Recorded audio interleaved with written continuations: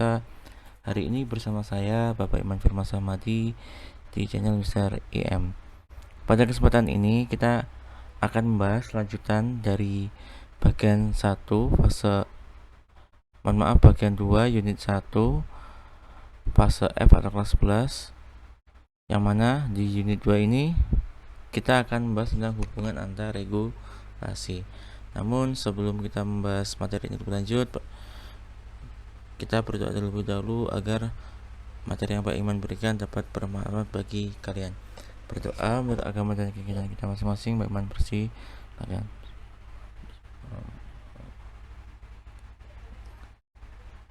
Doa selesai. Pada kesempatan ini kita akan bahas tentang unit 2 pada fase F, yaitu berjudulkan hubungan antar regulasi. Langsung saja, kita tahu bahwasanya dasar negara kita adalah Pancasila. Pancasila ini tidak boleh bertentangan dengan Undang-Undang Dasar. Undang-Undang Dasar punya yang namanya peraturan yang lainnya. Ada yang paling atas ada UUD NRI, sampai yang paling bawah adalah peraturan daerah. Artinya UUD NRI 1945 sampai peraturan daerah yang sebagai representasi dari konstitusi tertulis atau undang-undang dasar ini harus tunduk kepada Pancasila, harus sesuai dengan Pancasila. Begitu juga dengan UUD NRI tahun 1945. UUD NRI tahun 1945 sebagai konstitusi tertulis tertinggi yang ada di Indonesia, maka seyogyanya bisa memberi contoh kepada peraturan yang lain untuk tunduk juga terhadap yang namanya Pancasila. Ini yang harus kita perhatikan. Jadi UUD NRI juga harus tunduk kepada Pancasila. Tunduk dalam arti sesuai dengan Pancasila, yang mana Pancasila punya nilai-nilai. Masih ingat kan nilai-nilainya apa saja? Selanjutnya adalah selain konstitusi tertulis, negara kita kan juga punya yang namanya konstitusi tidak tertulis. Yang mana konstitusi tidak tertulis nama lainnya adalah konvensi. Konvensi juga harus tunduk atau sesuai dengan Pancasila. Tunduk kepada Pancasila ini harus tunduk semuanya, baik konstitusi tertulis atau undang-undang dasar atau nama lainnya undang-undang dasar, dan juga UUD NRI yang sebagai perwakilan dari undang-undang dasar ini harus tunduk kepada Pancasila. Begitupun juga dengan konstitusi tidak tertulis atau nama lainnya adalah konvensi, juga harus tunduk kepada Pancasila. Selanjutnya adalah Pancasila ini sebagai dasar negara kita, yaitu dasar negara Indonesia. Ibaratkan suatu segitiga, Pancasila ini sebagai atau menduduki posisi yang paling atas. Ada yang sejajar bawah, yaitu Undang-Undang Dasar dengan konvensi. Ini kedudukannya sama. Undang-Undang Dasar yaitu konstitusi tertulis, konvensi adalah tidak tertulis. Ini secara hierarki ini kedudukannya sama. Undang-Undang Dasar dan konvensi ini haruslah sesuai dengan Pancasila. Undang-Undang Dasar salah satunya diwakili oleh UUD NRI tahun 1945, dan konvensi ini merupakan kebiasaan ketatanegaraan, yang mana Undang-Undang Dasar dengan konvensi merupakan suatu konstitusi dari negara kita,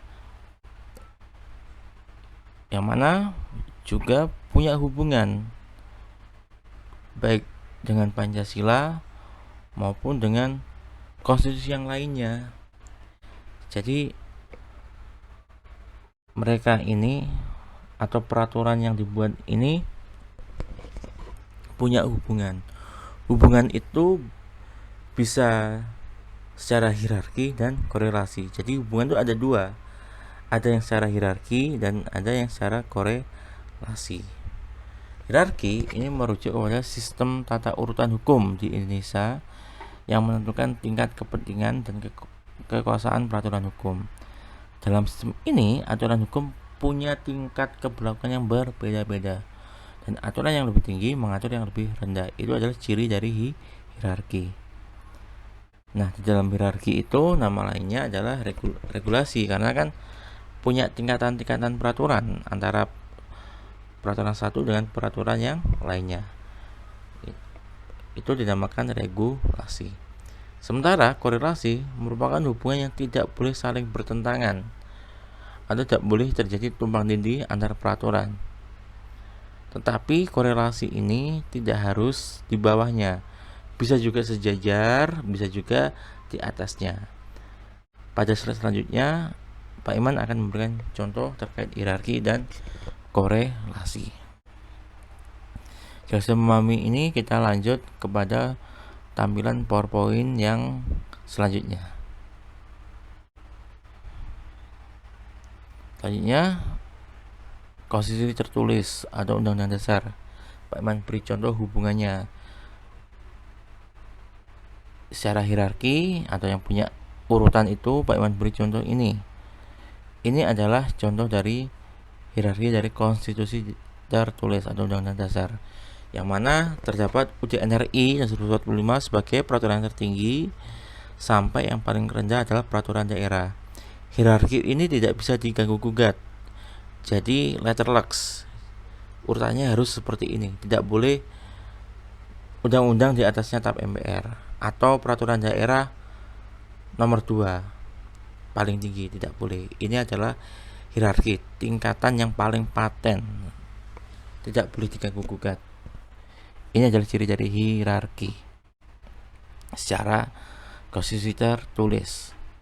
Sementara korelasi, Pak Iman beri contoh ini. Semisal di Undang-Undang Dasar Negara Republik Indonesia tahun 1945, ini kan dia sebagai peraturan yang paling tinggi secara hierarki kan. Nah, di dalam UUD RI terdapat pasal 28A sampai C, yaitu berkaitan atau membahas tentang hak asasi manusia.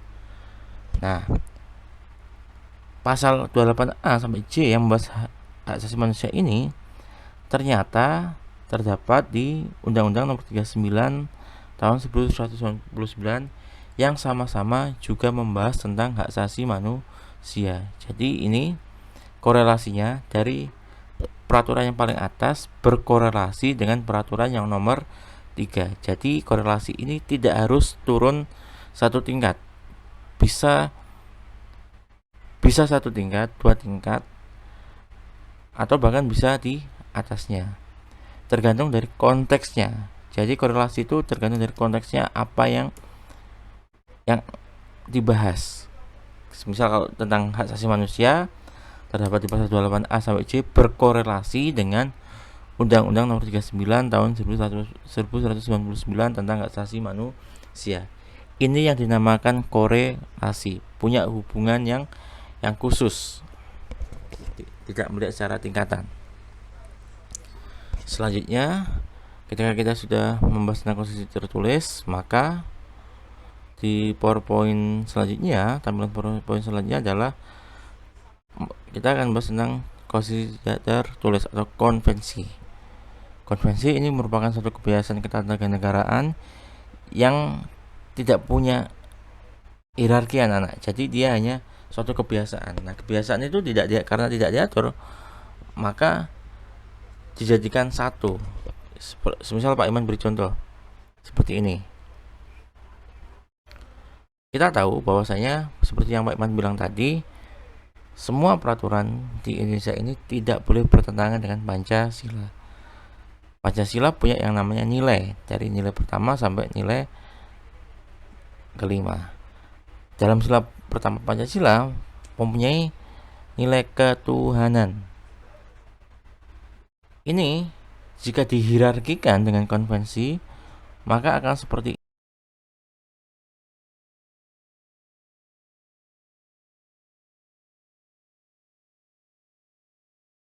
Pak Iman ulang. Jadi konstitusi tidak tertulis atau konvensi ini karena konvensi itu merupakan suatu kebiasaan ketatanegaraan, konvensi ini tidak punya tingkatan. Jadi dia ibarat seperti suatu kesatuan yang utuh, seperti suatu yang bulat, tidak bisa dibagi-bagi.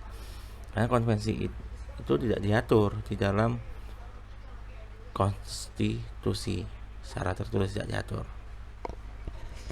Nah, Pak Iman beri contoh, mungkin jika dihierarkikan akan seperti ini. Kita tahu bahwasanya semua peraturan atau semua konstitusi, baik tertulis maupun tidak tertulis, harus tunduk kepada Pancasila. Yang mana Pancasila punya nilai-nilai, baik dari nilai pertama, nilai dari sila pertama sampai sila kelima. Kita beri contoh, atau Pak Iman beri contoh, sila pertama Pancasila punya nilai ketuhanan. Jika ini dihierarkikan di dalam konvensi, maka akan seperti ini. Konvensinya adalah, atau yang paling cocok dengan ini adalah ketika pidato presiden mengucapkan salam dan memimpin berdoa atau mengucapkan syukur kehadirat Tuhan Yang Maha Esa kepada audien. Menurut saya atau menurut Pak Iman, ini merupakan suatu hierarki, karena konvensi ini tidak ada aturan yang berkorelasi atau aturan yang mengatur tentang haruskah presiden mengucapkan salam atau memimpin berdoa ketika pidato misalnya. Ini di dalam peraturan perundang-undangan yang ada di Indonesia ini tidak pernah diatur. Itu yang alasan pertama. Yang kedua adalah konvensi ini kedudukannya sama dengan Undang-Undang Dasar. Undang-Undang Dasar sebagai konstitusi tertulis, konvensi sebagai tidak tertulis. Ini merupakan secara hierarki merupakan sama, kedudukannya sama. Tidak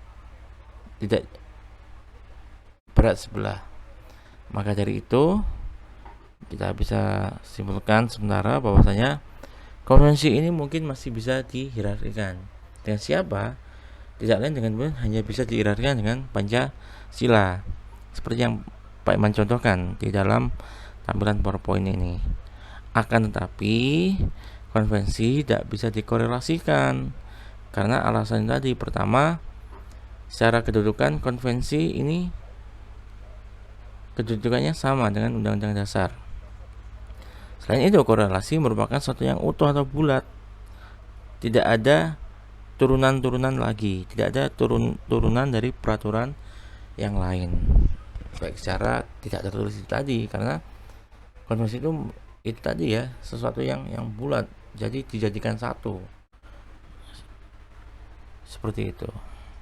Baik, mungkin sampai sini yang Pak Iman bisa berikan kepada kalian. Pesan Pak Iman, rajin belajar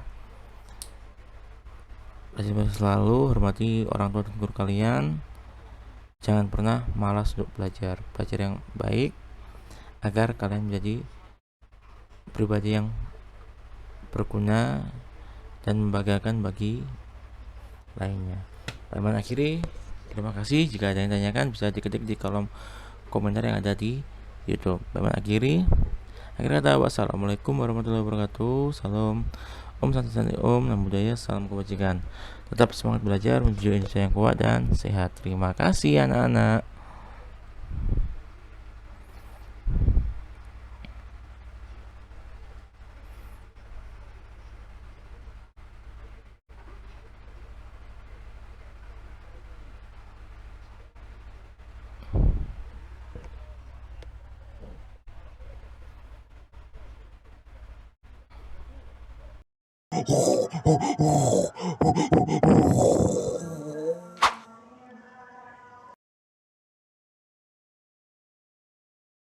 Mr. EM to educate people.